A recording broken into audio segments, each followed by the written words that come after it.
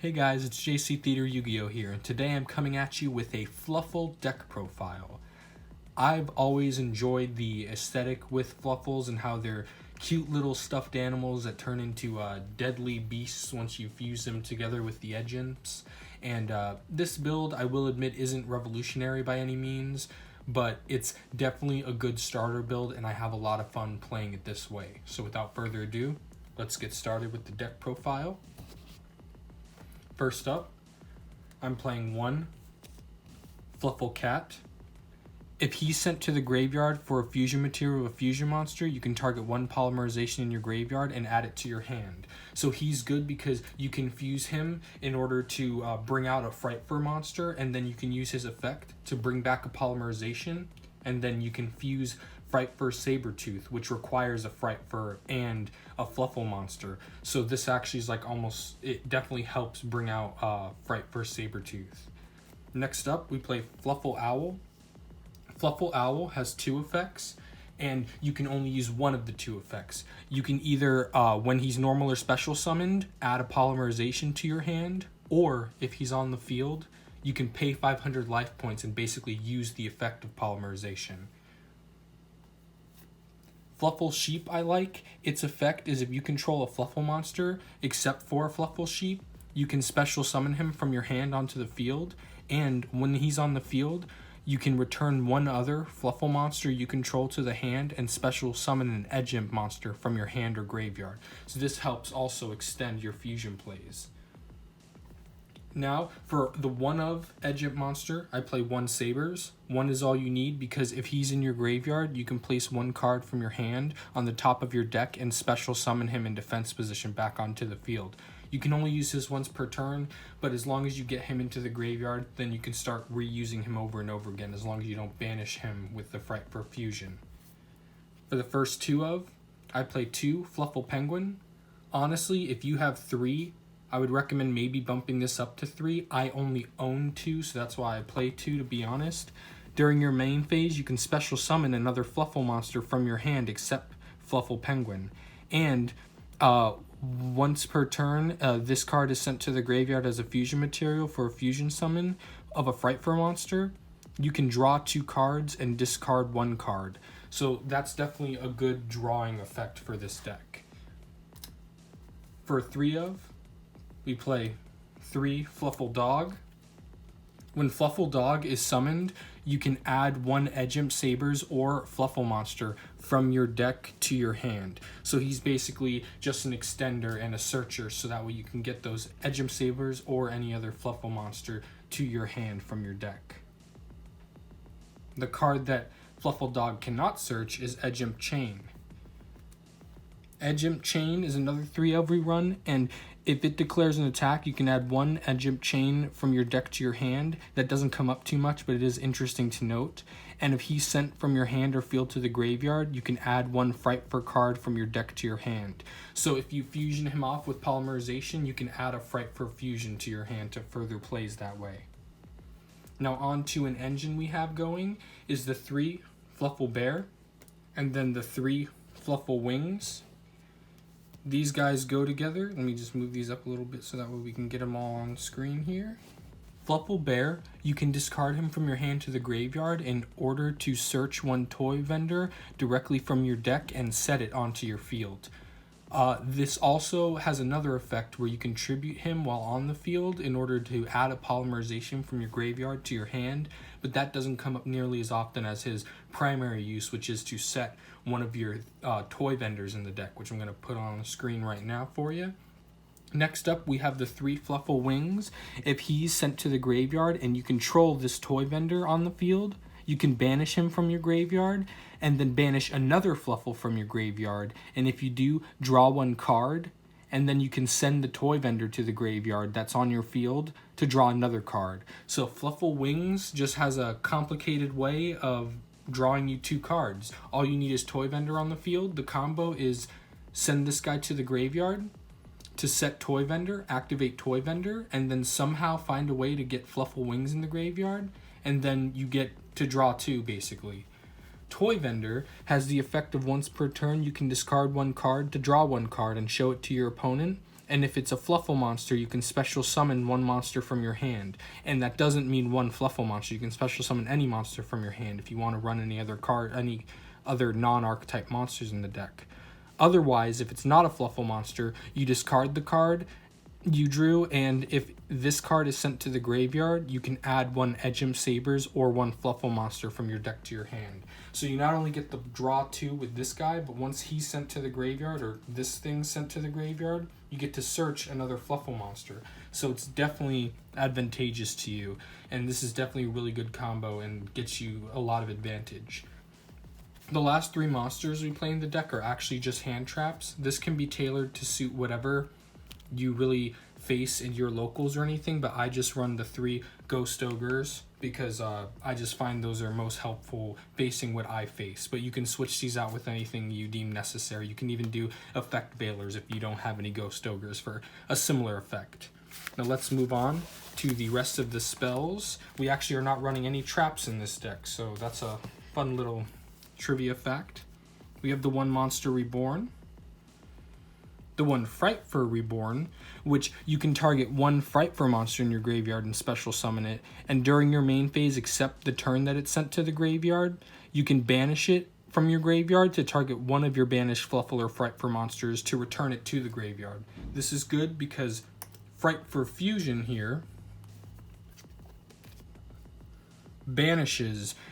You can fusion summon 1 Frightfur Fusion monster from your extra deck by banishing fusion monsters listed on it from your field or graveyard.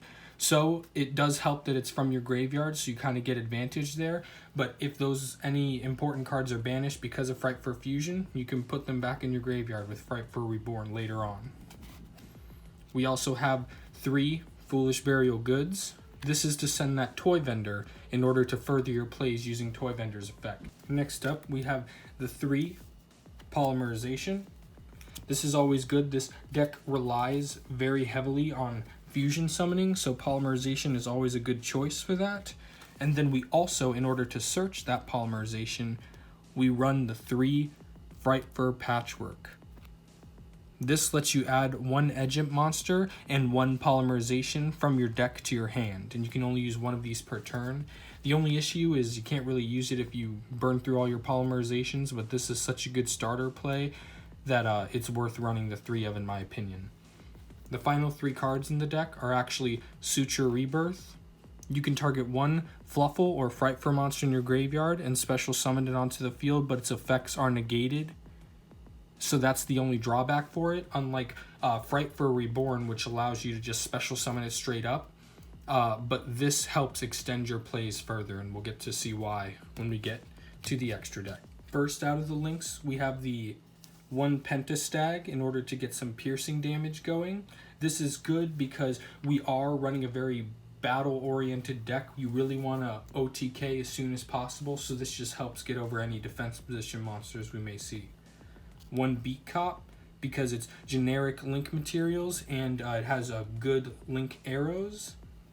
1 Decode Talker because of honestly the same purpose and its effect is pretty decent.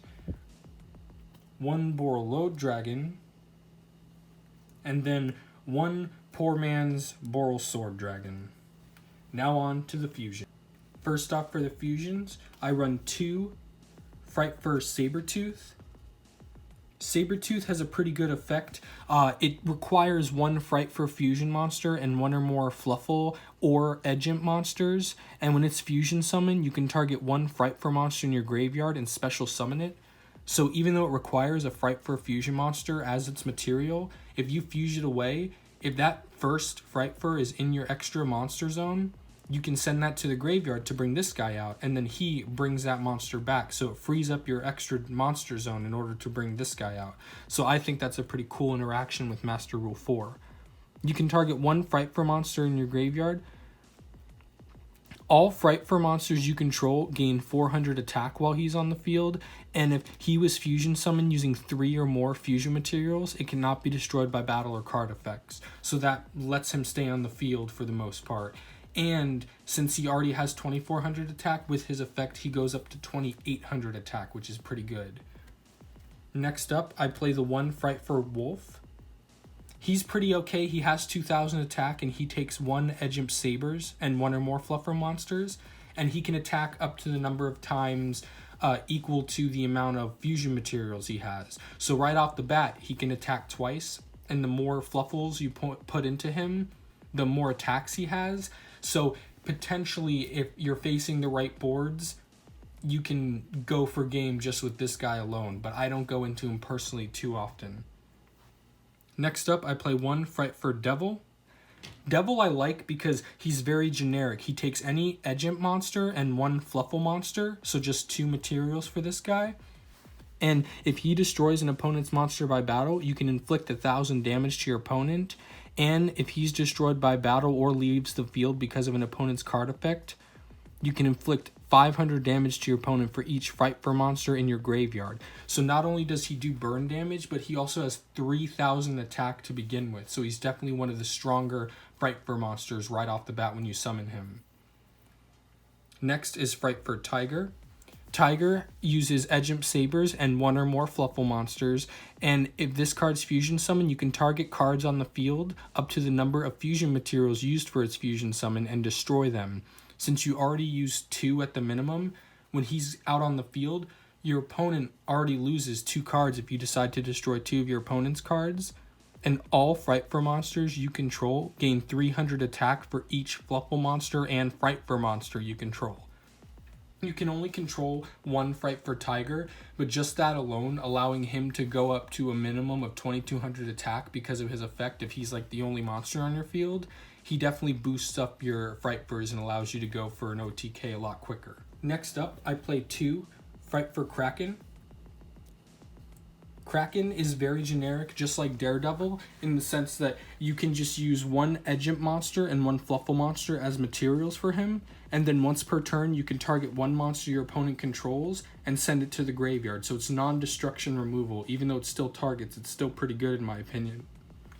The turn he uses this effect, he can't attack directly, but he can make 2 attacks per battle phase, and whenever he attacks during a battle phase, after that, you can change him to defense position. And since his defense is higher than his attack, he is able to stay on the field longer because your opponent will have a harder time going over a 3,000 defense Frightfur monster.